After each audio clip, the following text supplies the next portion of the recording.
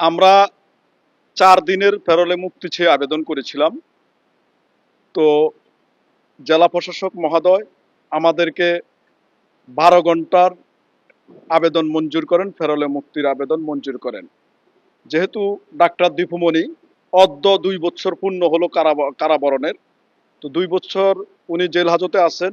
ইতিপূর্বে তার হাজব্যান্ড অসুস্থ ছিল দীর্ঘদিন। আমরা একাধিকবার কারাগারের বাহিরেও সাক্ষাৎ করার একটা অনুমতি চেয়েছিলাম, মেলে নাই। আজকে মৃত্যুতেই একটা প্যারোলে মুক্তি মিলল।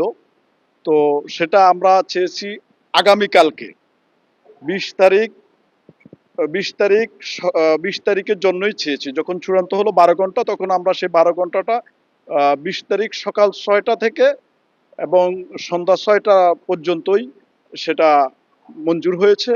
এবং সেটা আগামীকালকে ২০শে অগাস্ট সকাল ৬টা থেকে সন্ধ্যা ৬টা পর্যন্তই মঞ্জুর হয়েছে। হ্যাঁ, এখন সেটা সম্পূর্ণ পুলিশ পাহারায় হবে এবং তারা আমাদেরকে কিছু ইয়ে দিয়েছে। সম্পূর্ণ পুলিশ পাহারা হবে সকাল ৬টা থেকে ৬টা। কারা ফটক থেকে পুলিশ বুঝে নিয়ে এবং এই টাইমের মধ্যে এখানে দিয়ে যাবে, এক। আর দ্বিতীয়ত, আপনারা ইতিপূর্বে সারা দেশের মানুষ জানতে চাচ্ছেন যে ওনার জানাজার বিষয়টা, যেটা আমরা ইতিপূর্বে পারিবারিকভাবে সিদ্ধান্ত নিয়েছেন।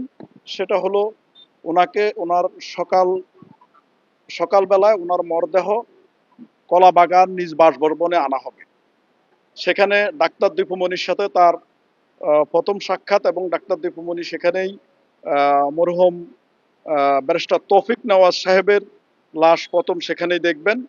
পরবর্তীতে ব্যারিস্টার তৌফিক নেওয়াজের লাশ নিয়ে যাওয়া হবে গুলশান আজাদ মসজিদে।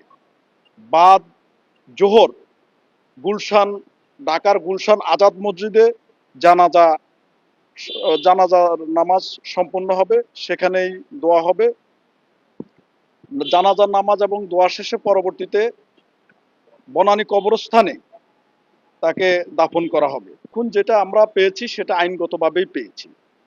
কারণ প্রিজন যে আইন, কারাবিধি আছে 1894 সালে, সেখানে ১২ ঘন্টার একটা বিধি আছে। সেটা শুধু জেলা ম্যাজিস্ট্রেটের ইখতিয়ার আছে, তিনি দিনের আলোতে ১২ ঘন্টা মুক্তি দিতে পারেন। আমরা সেইটুকু পেয়েছি।